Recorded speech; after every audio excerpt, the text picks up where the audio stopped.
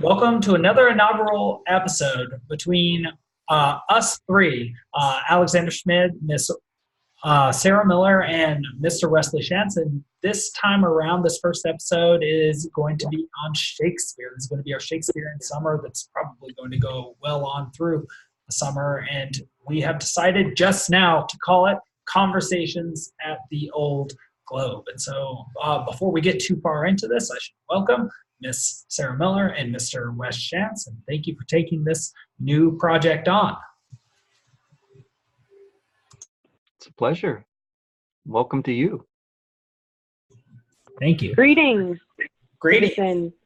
And just so that everybody can know, so the basic idea behind this project is that we are going to use Bloom's taxonomy of Shakespeare's plays, and maybe we'll be able to discuss how they've been grouped and the famous groupings and where people differ, because I actually saw a difference recently in a play I saw where one play was called a problem play that's not listed as a problem play in Bloom.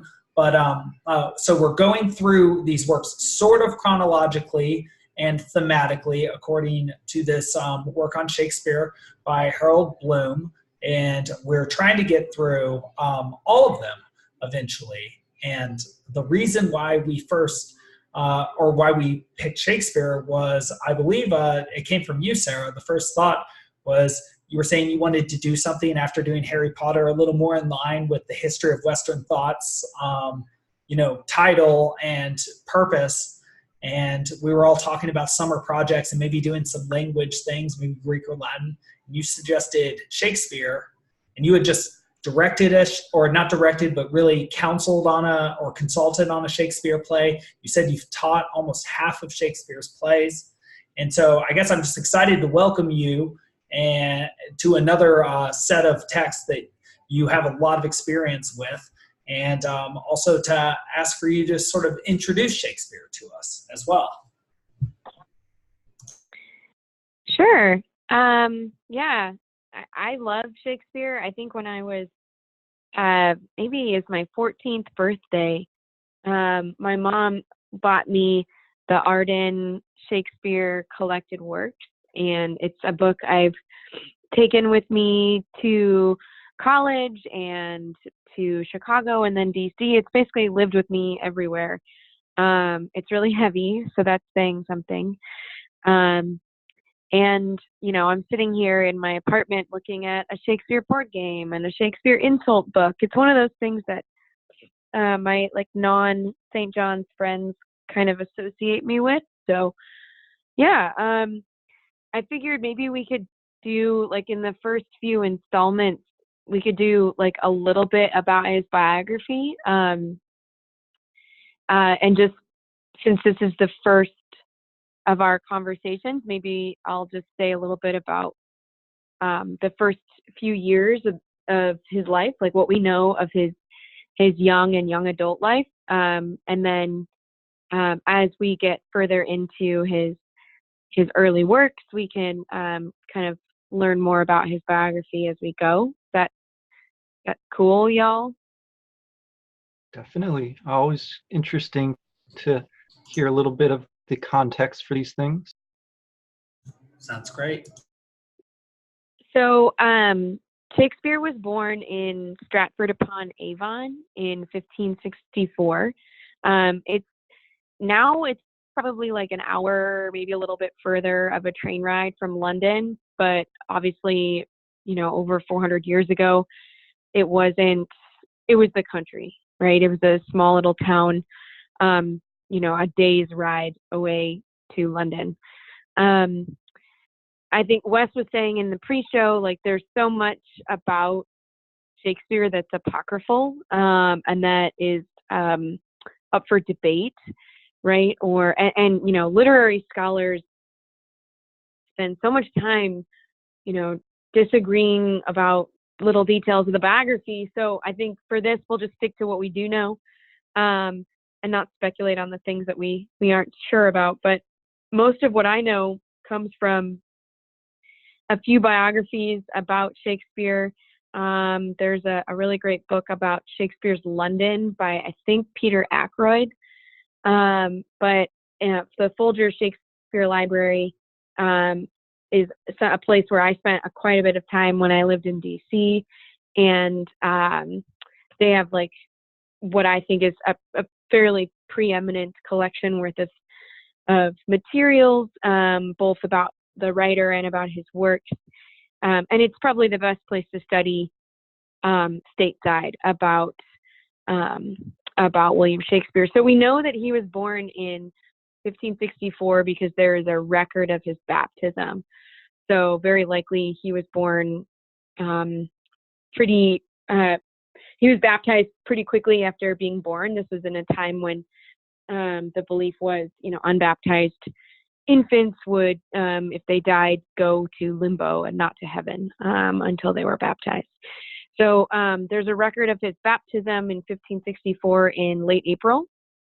So the assumption is he was born pretty early in the month of April, or maybe even the middle of April. His birthday is celebrated on April 23rd, which is coincidentally the day he died as well in 1616. So it's possible those two dates are conflated, but it doesn't really matter. He was born in April of 1564. Really, his life centers around Stratford for the early part of his life, and then London.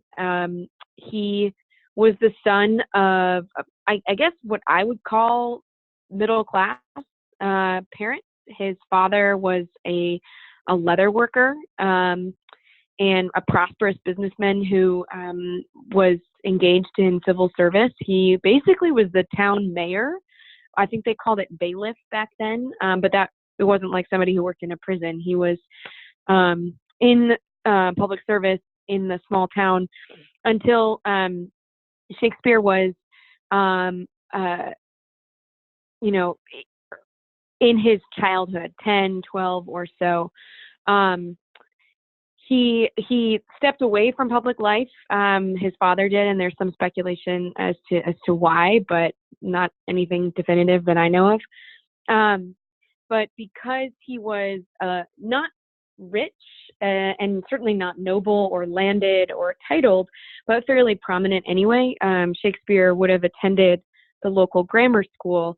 One of the things my students always asked when I would teach Shakespeare is like how someone who just went to school until the age of 15 could know all of this stuff about Greek and Roman mythology, about various languages. And I would tell them that, grammar school at the time was not something everybody went to, A, and B, it was a very intense curriculum in exactly the things that we don't really teach anymore, like the Latin classics, mythologies, ancient texts and civilizations.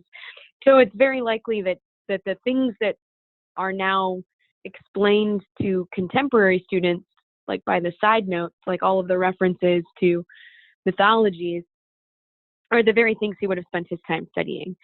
When he was 18, he got married to a woman who was already pregnant with their first daughter. She was 26. Her name was Anne Hathaway, like the actress. And they were relatively comfortable. And she lived her entire life in Stratford, his wife did. And this marriage was about 1582. And really in between 1582 and 1591 or 92, there's not a lot known about, what Shakespeare did.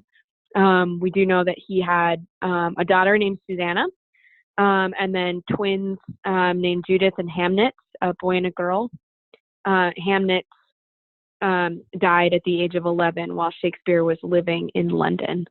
So that's his early life, and that's that. Fantastic. And just to add one of the few things that I know about Shakespeare, I think it was said in a companion to Ovid that 3/4 of Shakespeare's plays take some material from Ovid's works, whether it be the Metamorphoses or the Amores or any of his compendious works. And I think that was interesting what you mentioned about the audience and how they would have been well educated in classical Greek and Roman stories as well as in biblical stories. And so I think one of the interesting parts of this project will be to highlight some of those references in order to bring out the richness and the fullness of the Shakespearean dialogue. And so wonderful. And so the next thing I think we were thinking to do was to talk a little bit about the Comedy of Errors. I was going to give a synopsis from the Folger digital text, but something I might want to ask you all, for any students that are learning from home or learning independently like we are, is how you all are consuming Shakespeare. Because I know there's a very real question about how should you learn this material? Should you watch a play? Should you see it live? Should you listen to it? Should you read it? Should you read it out loud, even if you are reading it?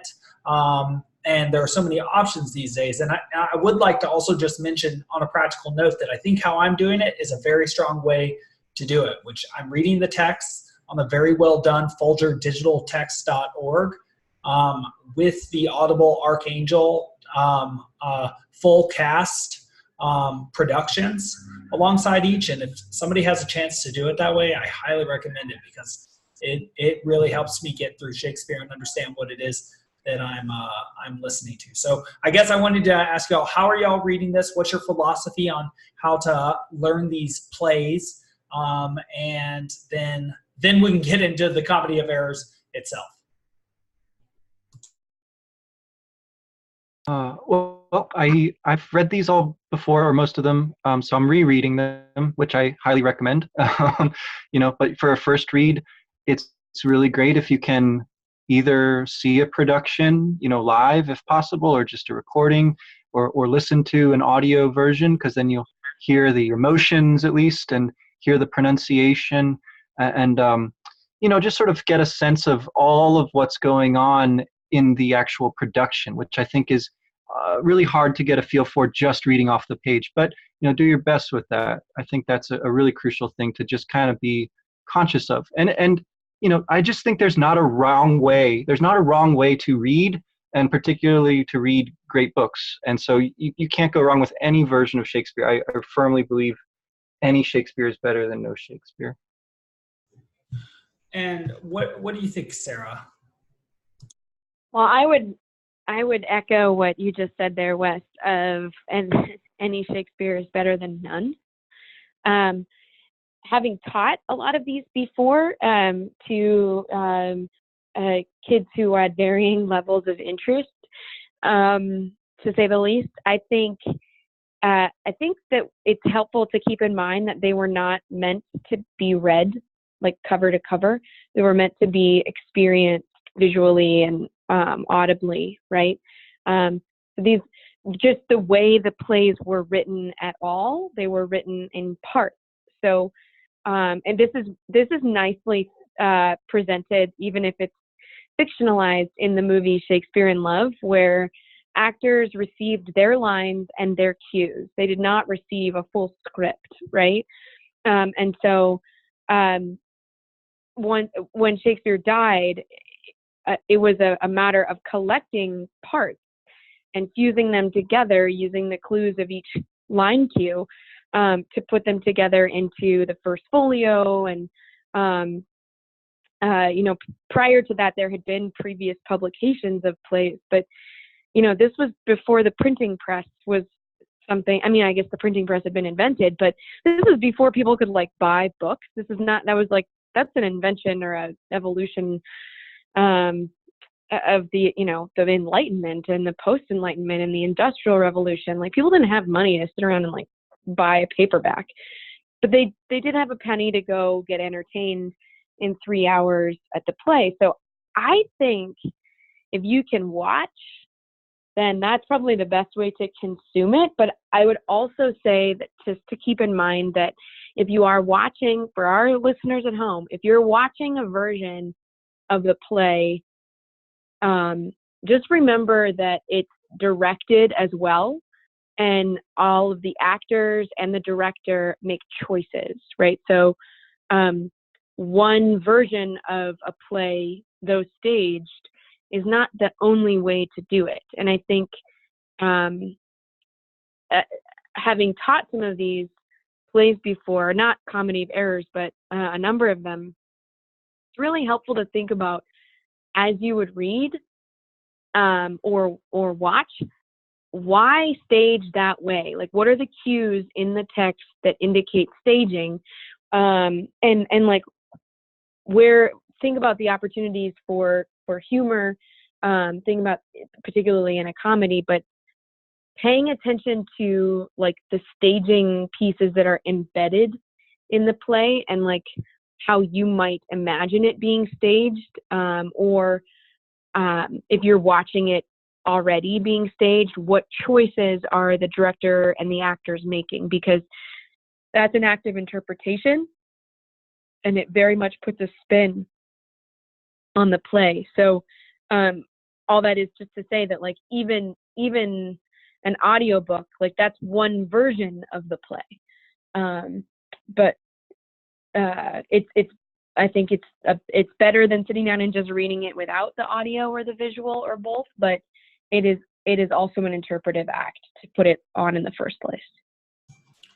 That's wonderful. And that I was definitely going to ask you about the folios and the quartos and how the work was originally transmitted and given from the director or the writer, Shakespeare, who's often an actor too, from what I understand, and had to work his way up in the theater community, and how the works have been preserved from quartos into folios, into more quartos, into more folios. I can't recall. I think there's something like 5 or 6 folios at this point. I know Folger Digital Text knows and actually presents those materials, as well as famous pictures from the material, as well as a good and accurate transmission of the plays themselves. But I just wanted to ask you very quickly, and then actually get into the Comedy of Errors, but just I know this background is very important about what do you think that means for the authenticity of what it is we're reading? The fact that all of it has had to be pieced together. It makes me think about the so-called Homeric question and what we have received. Have we received the work of many different hands or of just one person, as well as even sort of like the biblical and even Catholic sort of understanding of the faith, which seems to be, the conversation around something, or the so-called body of faith, rather than just the text themselves, and how that relates to the Shakespearean question and what it is that we're actually looking at when we read Shakespeare. That's a very, very interesting question, and I think that there's some people who take a really, they are bardolaters, right? They idolize Shakespeare as this sort of genius, this godlike, creator, which is, a kind of tradition. There's also plenty of people who like to say, you come to this point in maybe your education, your English learning at school, and you say, well, he couldn't have possibly meant like all that stuff that people find in the plays, right? He was just like, no one could possibly like have meant to put all of the stuff that people have later found in these plays, because there's so much scholarship about them, like every little thing. So I think those are sort of two extremes. I think like in most cases, the truth is probably somewhere in between. And yeah, like people who love these works have pored over them and question every little punctuation mark, and just like there's tons of scholarship about everything in there. It can be interesting to look at some of that. I don't think it's necessary to enjoy the play. But on the other hand, I mean, there's no sense in dismissing it because other people have had, have editors and actors and whoever, has helped to put these together, to sort of question the identity of Shakespeare. I think just sort of distracts rather than adds much to understanding his work. I don't know. I agree, and I like that. And I was going to say that I bring up that point in order to say that the reason I brought it up is because I had originally thought that this play was called A Comedy of Errors, or rather The Comedy of Errors, and then I saw it reported as A Comedy of Errors, and now looking at my Folger Digital Text, it says The Comedy of Errors, and it seems as if with a received text, it has to be put together. Maybe those arguments about the small things aren't as important because maybe they're not even arguments about realities. And so something I did just want to jokingly ask this very quickly is Shakespeare Thomas Kidd or Christopher Marlowe, and just highlight the fact that, Sarah, it was clearly the case that every one of these playwrights was borrowing from older stories and stories in the air at that time, very, in a similar way to how Homer synthesized sort of folk tales during his time. It's not like he's doing what everybody was doing at that time, right? Sure. I mean, I'm not familiar with Christopher Marlowe or much of Shakespeare's contemporaries in terms of like the content of their plays. I think I had to read one Marlowe play in college or something like that. But, few of Shakespeare's plays are original storylines. I mean, I can think of, like, I know Midsummer Night's Dream is an original storyline. I'm fairly certain The Tempest is, but, I don't know every single one of them, like what their original source material is. But, like, for example, Romeo and Juliet is not an original story. Like, that is, the star-crossed lovers is taken from, I mean, there's Pyramus and Thisbe, satirized in Midsummer. There's Tristan and Isolde. I think to your earlier question about source material, or to your question about source material, I think it might be worth just kind of returning to Wes's answer about about the question of biography, right? Like, I think it's really valuable to study Shakespeare's time and like what his audience would have expected and known. I think it's really interesting, especially once he becomes more and more popular, famous, and especially financially successful, and kind of in with the queens and the kings, is to look at like, how does the commissioner of a piece, how does what we know of, say, King James, how does that help us kind of unlock some of what's happening in the play of Macbeth, right? But these plays are works of I think they're works of genius, whether or not we can say with 100% certainty that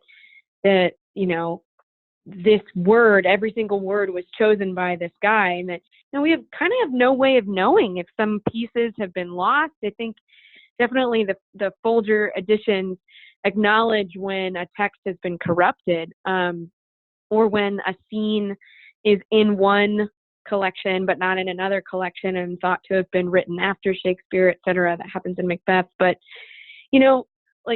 I think we can all agree that like Romeo and Juliet tells an unoriginal story in a really remarkable, poetically persuasive, elevated, masterful fashion, right? In a way that like elicits emotion, that like does something new with character, that uses language in like in a way that's genius. So it's a story that he crypts, right? Like, how many movies are there out there that are really that original?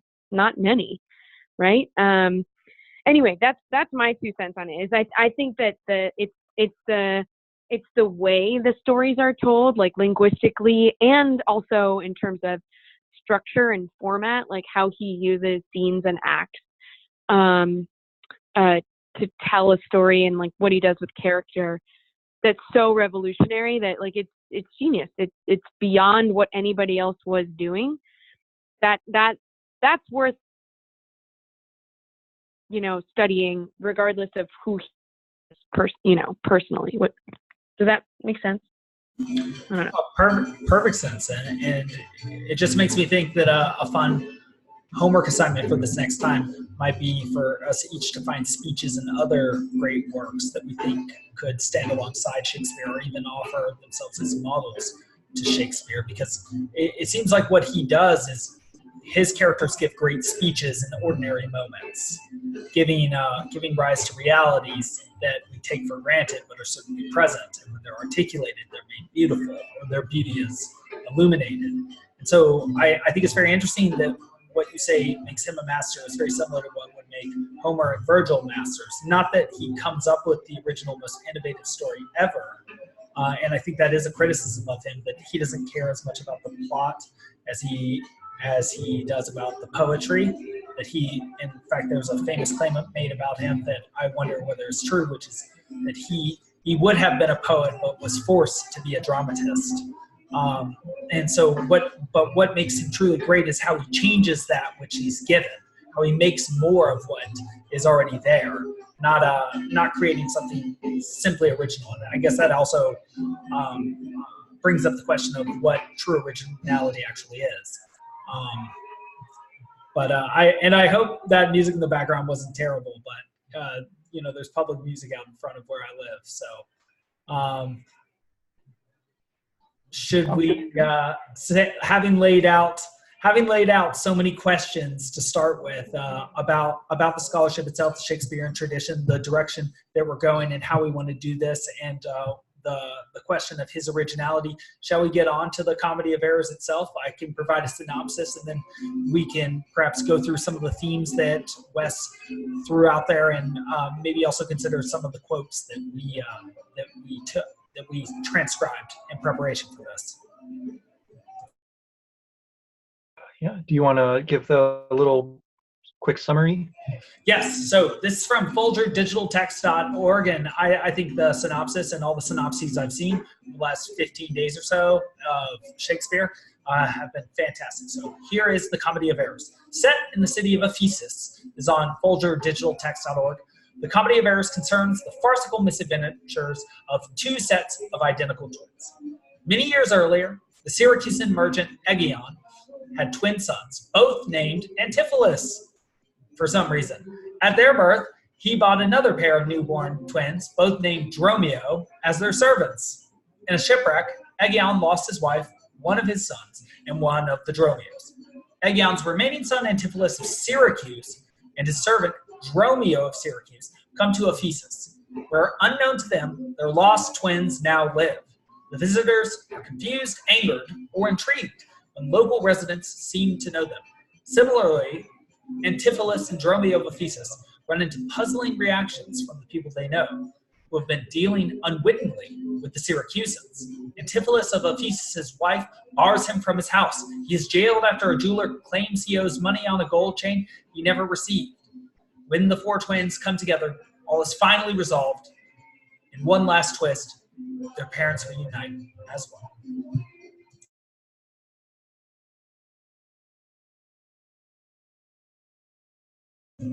And so, having summarized the play, where is it that we would like to start? I have your themes up here, Wes, that you had mentioned.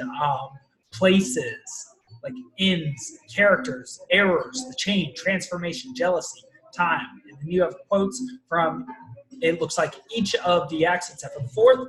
And I know that I have some quotes too. Where is it that we would like to start? Do we want to talk about the style of this play, why we call it the first one, how Shakespeare might develop over time? Do we want to talk about the plot itself? I suppose anywhere is the best way to start, just the same way that reading is the best thing to do when you need to read. But where would you two like to start? I would throw out just one more little contextual piece here. So maybe you mentioned it there, like this is traditionally considered one of the first plays that he wrote, although there's, it's hard to find hard evidence on the chronology. This is definitely like an early play. They think that it was first performed, or in any way some of the first evidence of it being performed was at the Christmas revels at Gray's Inn, before a riotous audience of learned lawyers, as my editor says in his introduction here.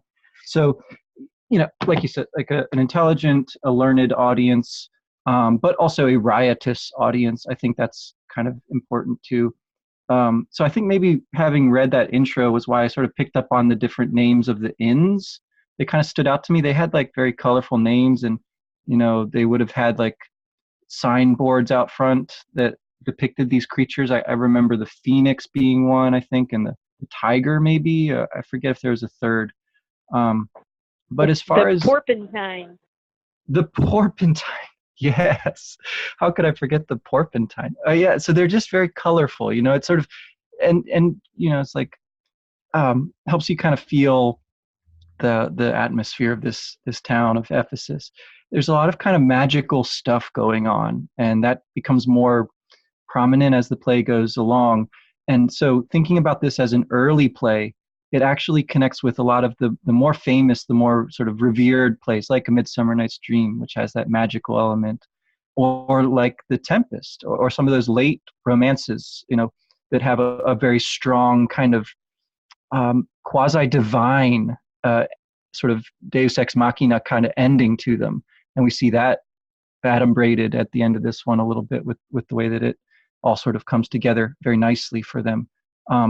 But it is, the comedy of errors, right? And so that's another theme that I thought was kind of interesting, was the different kinds of errors and in what sense they err, they wander, they mess up, they make mistakes, or even sin, if you like. There's a lot of sort of levels of that word that we could go with. The other thing I think was kind of cool, you got the chain that you mentioned that one of the twins has made for his wife, ends up deciding he's going to give it to his mistress instead, a courtesan who's going to meet at one of these inns. And that chain, has all sorts of different resonances to it, but it's that which binds people. And that theme plays out with a kind of little love motif, with some jealousy, which are, again, some of those huge Shakespearean obsessions, right, that get developed in the later plays. And along with that, I just thought that there was quite a bit going on with time. It's conspicuous. I don't know quite what to make of it, but it's like you can see a lot of what will make Shakespeare great. And I think this is a great play. It's very entertaining, but it's simpler than a lot of the later ones. It's all sort of there in potential, so to speak. I agree. Just a couple first notes I would make about the play is that it has a very drab, generalized name, The Comedy of Errors. That could be spruced up quite a bit. It reminds me quite a bit, actually, of the first paragraph about Bilbo in The Hobbit, describing him as a hobbit and getting more specific from there. And as you said, the conceit in the plot is a very simplistic plot that relies, frankly, on a fairly unbelievable idea, which is that twins would have the same name and then would have servants with the same name bought for them or employed for them. I also agree that there are elements of future, more original plays in this play. I'm looking through my quotes for a real sort of touch of Shakespeare as we know him, like the Shakespeare of Hamlet, but also just through, again, the magic, because there are two ways to look at this play. Through the eyes of the Syracusans, who must think that this is sort of a magical fairyland where they're being treated as if they're well known, even though they're obviously not known. And I really want to talk about that. And we, with understanding dramatic irony on the outside of this play, sort of, it all makes perfect sense to us. But imagine the experience of being Antipholus of Syracuse and people knowing your name and being invited into an angry wife's dinner. Very interesting. But I agree that you still see that the plot is to some extent unbelievable and simplistic, and that stylistically it makes sense to start with this less mature work of Shakespeare. What are some of your first notes on the work itself, Sarah? Well, I think if I were to write an opening question for a discussion on the play, I think my question might pick up on that theme of errors that you pointed out, Wes, the layers of error, because I think it's easy to assume that the comedy is only in the like the mistaking, right? But there are other like more profound errors happening in the play, both center stage and kind of off to the side. And the other thing that I would that you brought up, Alex, is that it does seem fairly ridiculous or silly. So I guess that or that these two sons would be named the same thing, and that they would have slaves that are named the same thing. It all does seem quite far-fetched. So I think my question would be like, where's the comedy in this? And maybe a subpart is like, why are people fooled by the Syracusian and Antipholus and Dromio? Like what? And the dramaturg in me wonders, like, what would you have to do to make this believable on stage? What kind of costuming and vocal changes, and I think that those would be the things that stood out to me. I think one thing that, knowing that we're going to read Taming of the Shrew next, I thought the conversations between the two sisters were really interesting about like what wives in marriage must do or must not do. Knowing that those two are among some of his earlier works. Shakespeare is, you were right, Alex, acting in London as well as writing. I don't think at this point he's very commercially successful if we're towards the early part of his career, and if this is being performed in an inn, this is not the Globe. I think like, why is marriage an intriguing theme for him, or like what is he saying about marriage?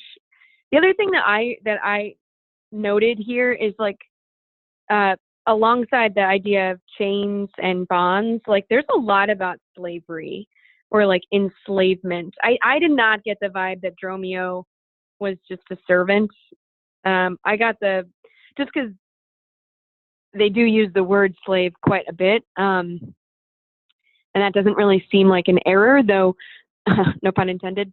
It might be worth like looking into what the word slave meant in 1592, and if it meant the same thing as it means in 1992 or something like that. If we're legit, like what this means. That's, by the way, side note, that's a really valuable collection of books to have, is like a when you're reading Shakespeare, is it's not quite an Oxford English dictionary, but it's just like a dictionary of how the words get used in his plays, sort of an author-specific lexicon, I suppose. I have them at work. I'll bring them home and use them here. Just FYI, those are the things that stood out to me. And then the final thing that I would add is, in what way is this play about like masks or plays in general, like recognition, to have something be both magical and real, to have it be both unbelievable and believable, to have it be to have a circumstance be both highly comedic, but also, if it was your life, highly not comedic. I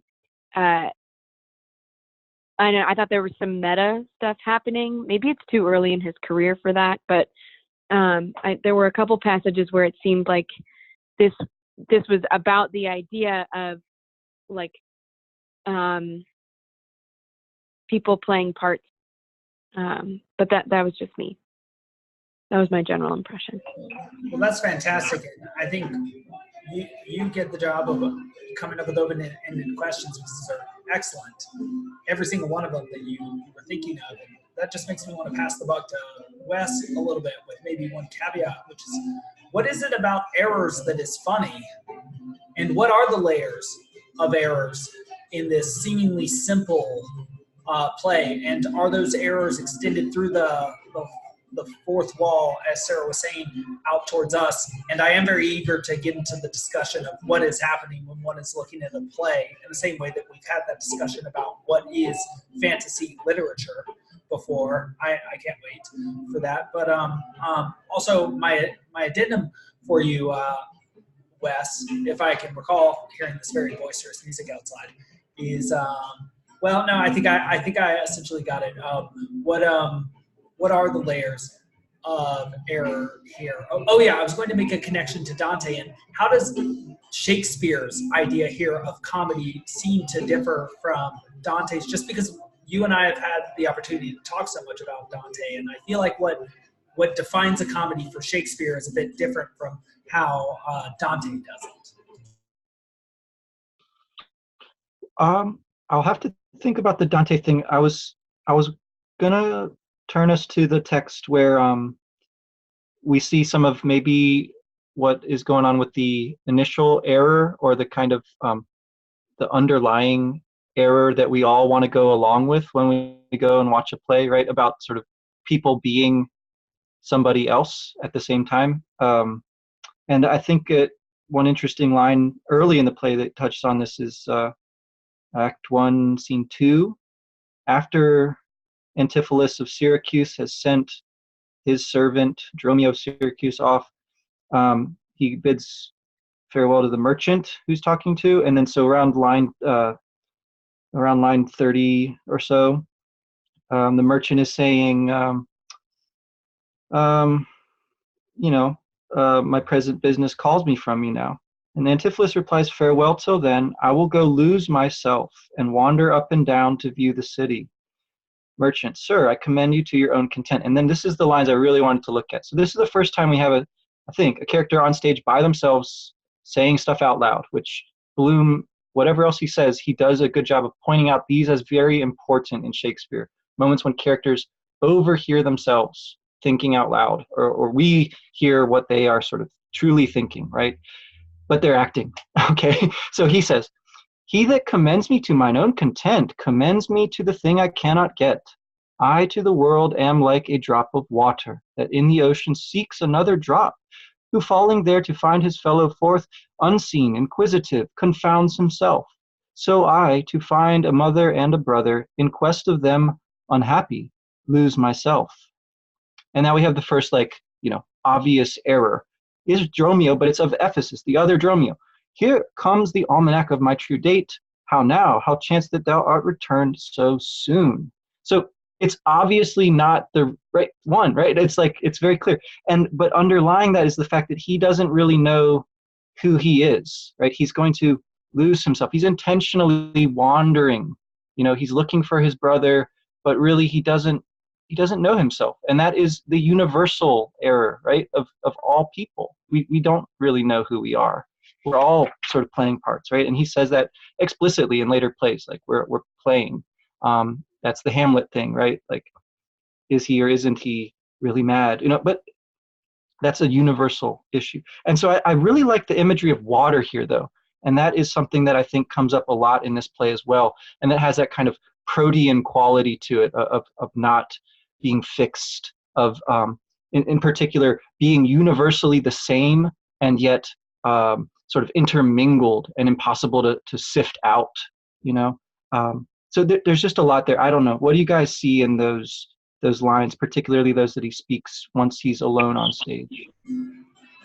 Well, I definitely agree. I mean, yeah, go on, Sarah. I was just going to say, you are definitely right to point us to the first soliloquy. I mean, that's what this is, right? And yeah, soliloquies are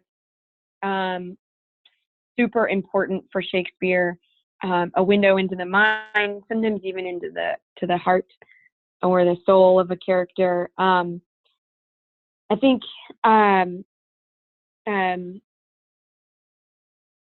this also brings up something that I thought was interesting about as I was reading the play. It was I wondered, like, do any of the four know that they are being mistook for someone with the, like, do they know and are trying to benefit from it? Because later in the play, Antipholus and Dromio of Syracuse both acknowledge that, like, Ephesus is pretty great. Like, we seem to get anything that we want here. Maybe it's magic, whatever. And then eventually they want to go because, Antipholus feels like he's being bewitched by these women, and Dromio's afraid of the kitchen wench. But but like it was particularly, I think, in Act 3, Scene 1, where I wondered if Dromio of Syracuse knew that he was being mistook for Dromio of Ephesus when he was barring the door. And like, I can easily see it staged that way, that like one of the Dromios knows what's up, right? Because here we get this line from Antipholus that like, he says he's on a quest to find a mother and a brother, right? So he's not here like out of the clear blue sky, right? So no, yeah. Right. So then again, like, so why is he so slow to pick up, knowing that he has a twin, right? It seems like a plot hole, but that's what makes me think it was like kind of on the meta side, because later in this scene, Act 1, Scene 2, when he's again alone on stage, he muses about why Dromio of Ephesus is not what he expected of his Dromio, right? And he says, at the end of the scene, he says, "Upon my life, by some device or other, the villain is overwrought of all my money." Like, where'd my money go? And this is what I thought was important. "They say this town is full of cozenage, as nimble jugglers that deceive the eye, dark working sorcerers that change the mind, soul-killing witches that deform the body, disguised cheaters, prating mountebanks, and many such like liberties of sin. If it be so, I will be gone the sooner. All to the centaur to go seek this slave. I greatly fear my money is not safe." And it struck me as like a passage about the theater, because it has some elements of what the theater was accused of being in many times in Shakespeare's life, right? A place of sorcery, a place of deception, a place of libertines, of pleasure-seeking sinners who are going to take us all to hell. And it's like, right? It's like Ephesus is the theater, and is your money safe there? Is it a safe place to go looking for what you want to find? If he's looking for his brother and his mother and finding himself lost, is that because he's looking in the wrong place? Is he going to find something just not in the way he thought he was going to find it, right? Or is any kind of discovery going to require deep amounts of confusion followed by like sadness and decision and maybe even suffering, right? Isn't that kind of what plays are meant to do? Like, take you on a circuitous route through things. Maybe this route traverses some places of sin, right? Some like, Tartaruses. But maybe that's how you discover some stuff. And I don't know. This is exactly the scene where I got the meta vibe. So I'm curious what I cut you off, Alex. So what do you think? Well, just a couple connections. I definitely see in that first soliloquy with the questioning of himself and his happiness, and having the content being that precisely which he cannot find, a prefiguration of Hamlet that will come later on, that sort of self-questioning character, that character that finds himself in a play but with a universal intellect, questions why his own teleology and why it is he must act in, why is he constrained by fate in the way he is. And ultimately, I think that is the universal human question, that you as a reasoning creature with infinite thinking capacity find yourself bound in certain situations in which you have to play a part. And even though you can question the nature of that, you still have to play that part. And I think there's a prefiguration of that as early as that second scene in ostensibly his first play, or one of his very first plays. I also agree with you, Sarah, about that magical element. Also agreeing back with Wes, that there's that sort of a prefiguration of both A Midsummer Night's Dream and Macbeth, and just that which is rolling through England at that time. It's very interesting sort of place that has elf myths and myths about magic. You see this in like sort of the poetry and even collections of Yeats later on. And I even have a work on how when Christianity was forming around there, it was also forming around a sort of folklore subculture of fairies. And so just seeing that there are themes here that are going to grow as Shakespeare grows, I think is very interesting. The one point I might make about this, I keep having Dr. Jekyll and Mr. Hyde sort of pop into my head as we're discussing this now. I just wonder, and I know probably Shakespeare is not doing this intentionally, but maybe I don't. Are Antipholus and Dromio, do they have the same names as their twins? Because in some way, their twins are supposed to represent something about themselves. Just to continue the question you just asked about using the play as a vehicle for self-discovery or self-knowledge. The same way that we've used fantasy literature in more modern times as vehicles for self-knowledge on major questions that impact our lives. Is there some interplay between the Dromios and the Antipholi that makes it seem as if they're not simply twins, but in some way identities? They are the same as each other with some important difference. Yeah, I think it definitely is playing with that concept because of the way. Well, this I think is where the wives come in, right? One of the Antipholuses has gotten married. He's settled down. He's kind of established himself, right, as a very notable citizen, very wealthy, all this and that, right? Whereas the other Antipholus has chosen to continue wandering and looking for his lost brother. He still hasn't lost hope, although he's in quite a bit of danger being a Syracusan in Ephesus at this point. Like we learn in the first scene that that's a dangerous thing right now. They're at war.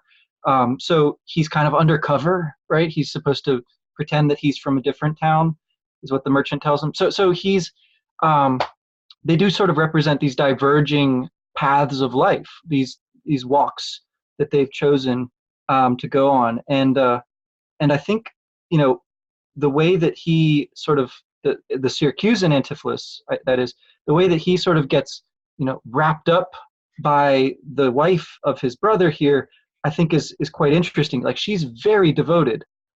She's like counseling herself, or rather her sister is also counseling her, right, to forgive him for straying, for not being home in time for dinner or whatever, be a good wife to him. And so she really goes over the top here in her first big speech.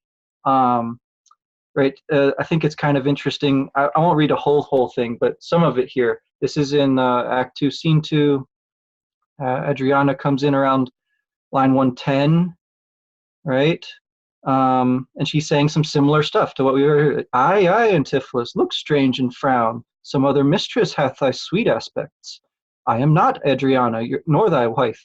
The time was once when thou unurged wouldst vow that never words were music to thine ear, that never object pleasing in thine eye, that never touch well welcome to thy hand, that never meat sweet savored in thy taste, unless I spake or looked or touched or carved to thee. How comes it now, my husband? Oh, how comes it that thou art then estranged from thyself? Thyself I call it, being strange to me, that undividable, incorporate, am better than thy dear self's better part. Ah, do not tear away thyself from me, for know, my love, as easy mayst thou fall a drop of water in the breaking gulf, and take unmingled thence that drop again without addition or diminishing, as take from me thyself and not me too. Right? So he's being told here that he is not himself alone, right? He's his brother, A, and B, he's also her. She's part of him. They're wedded, right? And so they're one flesh, right? And so there's this sense in which she is, making him into the person that she's imagining, right? She knows he's kind of messed up, or she thinks she knows because she thinks she knows who he is. But she's forgiving him. She's saying, doesn't matter. We're married, right? Like we are together no matter what. That's our vows. So that's what I take from that. And it's just so funny in the scheme of things, right? He has been talking about being a drop of water. So she, in some sense, must have overheard, quote unquote, that earlier speech, and is taking that that image up and playing with it here. It's just wonderful.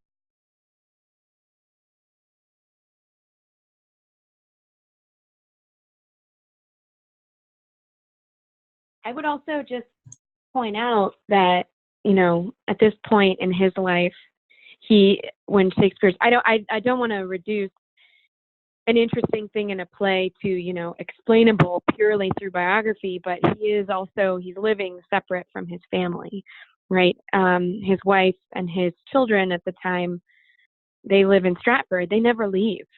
And he, you know, in order to be an actor, you don't hang out in Stratford, you go to London. And I'm sure that there's scholarship about, you know, the state of their marriage, and there's certainly speculation about his fidelity, but, you know, that idea of being anchored somewhere, but also seeking to wander.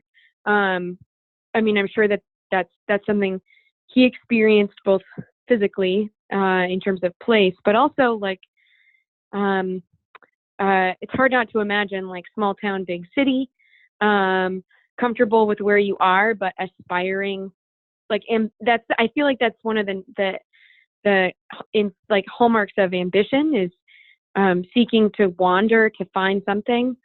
I think it's interesting then that the Antipholus of Ephesus is unfaithful. Like, he's wandering, even though he has this, he's wandering in a different way, right? He's seeking something else. He's not seeking a brother and a mother, or, you know, seeking for his fellow drop in the ocean, but he's seeking like sexual pleasure from someone who's not his wife. But I think the difference between the Antipholus who wanders from Syracuse and how he falls in love with what seems like the more, like, for lack of a better term, the more modern Luciana, like, he seems to really like this woman, the woman who even admits, like, I won't obey, I can't be married just yet, right? Like, and when the prioress, the woman, the nun at the end is like basically blaming his wife Adriana for his cheating, right? And like Luciana's like, are you just gonna take that? Like, I think it's interesting I think it says something about each man, which woman they are tied to, or which women they are tied to, you know? It might, and if it is the case that they are twin sides of one man, shall we say, then I think that's even more interesting, because it indicates like potentialities in all those directions, I guess.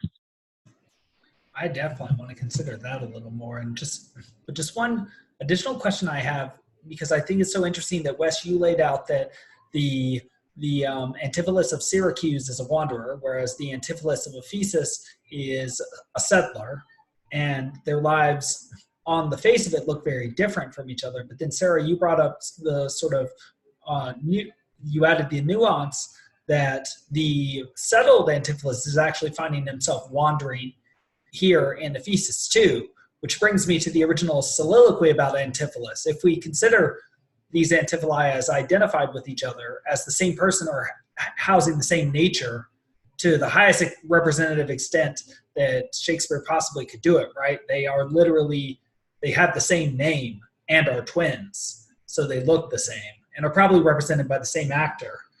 But that you sort of brought up the point that it seems as if no matter where Antipholus goes, he might be a wanderer, and that question is not just the question of Antipholus of Syracuse, but also of the Ephesian one as well. And so that just makes me wonder a sort of interesting question. A comment that Bloom makes is that when the Antipholi, the two Antipholuses, meet each other, they're sort of dissatisfied with each other, whereas the Dromios seem to be very much congenial.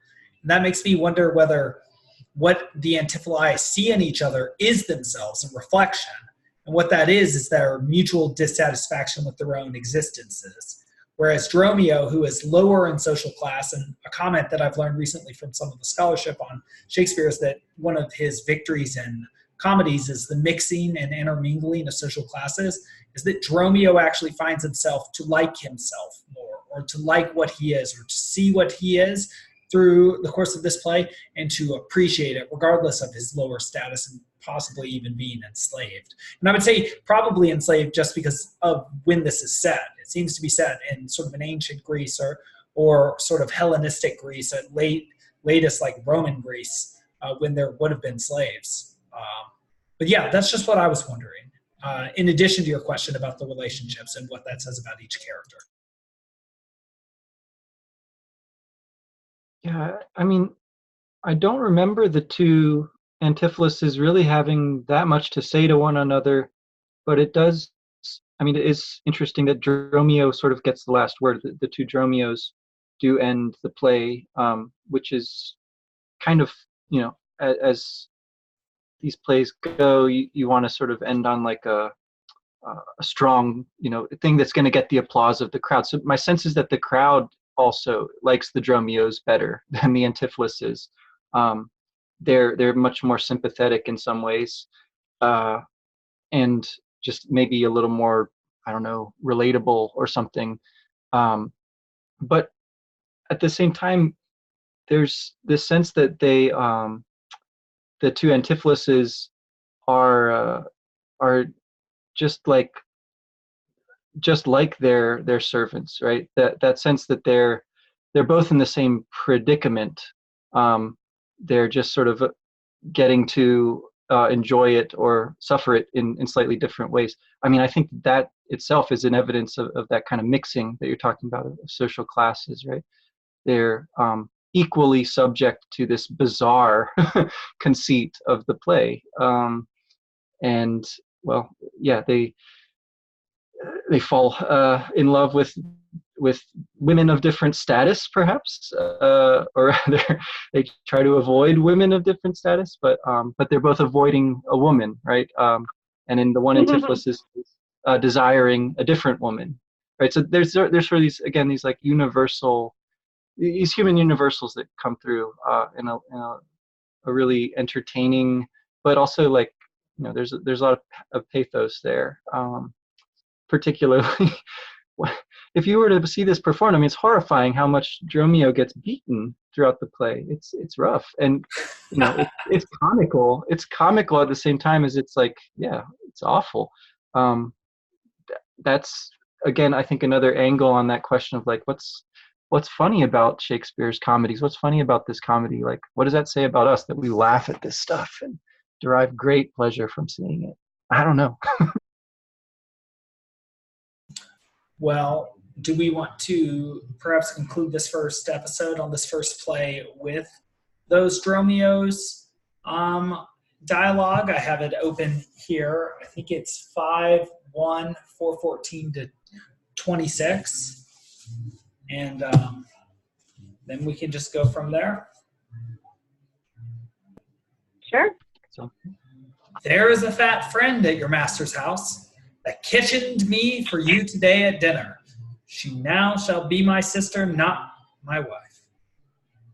Methinks you are my glass and not my brother. I see by you I am a sweet-faced youth. Will you walk in to see their gossiping? Not I, sir. You are my elder. That's a question. How shall we try it?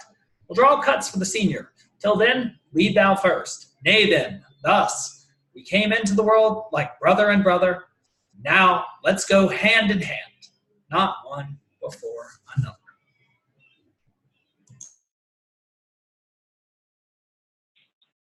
Yeah, there's something about it that it's almost like this is something I noticed when I was working with some students on 12th night this past spring, but it's almost like they're finishing each other's lines, right? Like if I haven't scanned this all, but and it's certainly not in rhyming iambic pentameter, but it does end in a couplet, and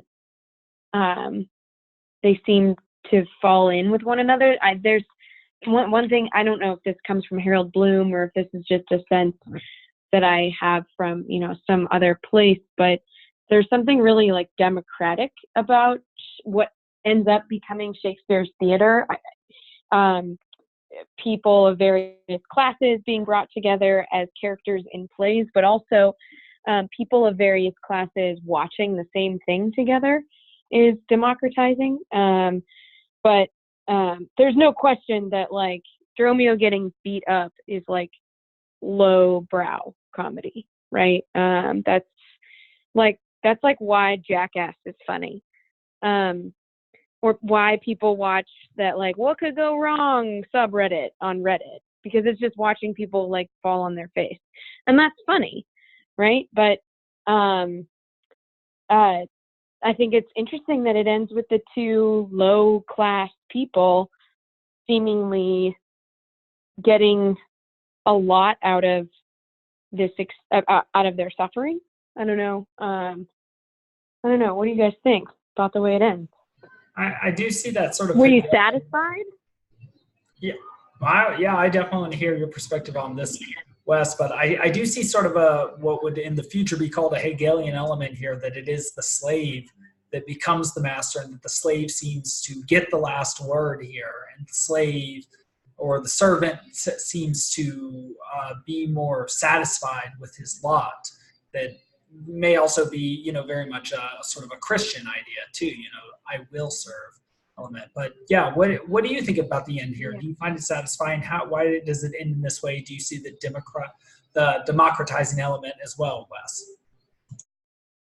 Well, it's just like they're so polite to one another also. And I mean, there's a mocking element to it, I think, like, you go for no after you, right? But it's also like, it's a very sort of lost art, I think, just like simple civility, which is kind of cute, to get that to be sort of the last thing that we see out of this whole play, which was like, launched from a really, like a lot of these plays are, like a really bizarre conceit that we're asked to just sort of accept, and then to end on this note of sort of back to reality, like as things are supposed to work, not unchanged from the start, but like a sort of new stability is brought in here and established. We sort of like know how things are supposed to go, and if there are any divergences from that, then they're sort of safe ones, that's sort of the way that I see this ending here. Like they are at home, they're at peace, they're not like worried that something weird is about to happen again, and and they hand in hand, I think, is just a very nice kind of pun, if you like, on the giving a hand, right, like applauding again, which he'll ask for more explicitly at the end of lots of plays. But I could see the actor like bringing his hands together and like cueing the audience to just like clap and have a great time. It's just very very satisfying, this ending to me. Yeah, even the courtesan gets her diamond back. I mean, come on. And that's interesting, because it makes me think about the theory of drama and the stage, and what we, like Aristotle's definition versus Nietzsche's definition of what we go there to do. Do we go there to, let out our emotions, or are we going out there, to express pure being? I don't know. But it makes me think that part of what a comedy does is it brings you together with your fellow man by means of sort of laughing at the people in front of you, by experiencing their mistakes, their errors. And in so seeing their errors, you recognize, or you can go two ways. You can either recognize your own error-filled way and know that all the people around you are just like that and laugh at yourselves. Or you can just sort of pinpoint those fools on the stage and say, look at those people that didn't know what to do. Isn't that funny? But I think that's sort of the more superficial layer.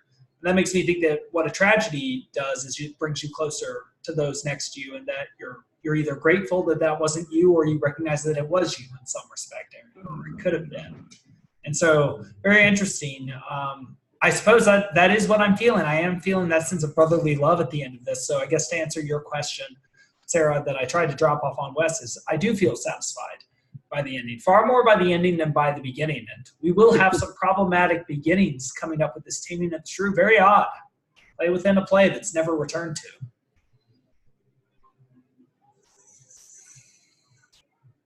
All right, so Taming of the Shrew for next time.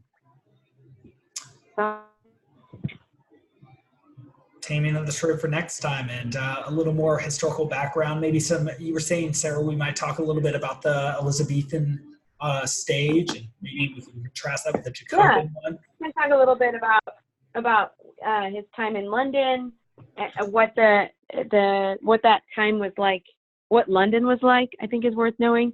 Certainly 1590 to 1613 when he was there was a time of great upheaval and change, rapid change in England.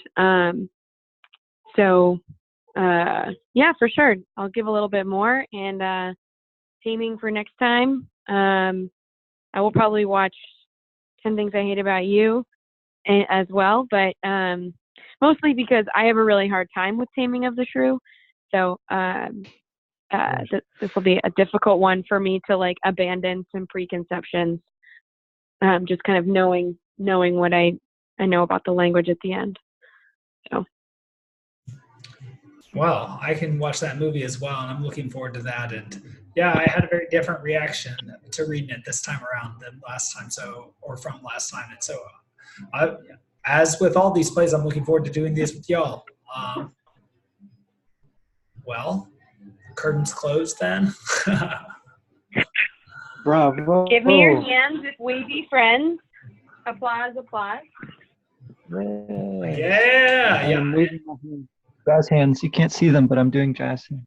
All right, and so part of some of my secret idea for this is that it will help students, anybody who wants to read Shakespeare in any direction, in any order, with any theme. So hopefully we can do all of these, and then if people like them, they can do their own small courses. They can just do the tragedies or the errors or the problem plays, or the lesser histories or something like that. And well, that'll be great. Excelsior. All right, sounds good. Hey, take it easy. You too. See ya.